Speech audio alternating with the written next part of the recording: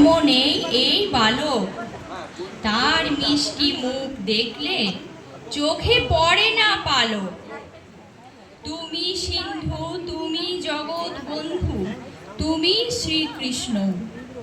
তোমার সামনে এলে জাগে মনের সব প্রশ্ন।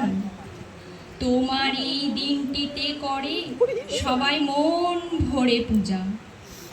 দুধ, ক্ষীর, মাখন, মিষ্টান্ন দেখে পাও তুমি খুব মজা।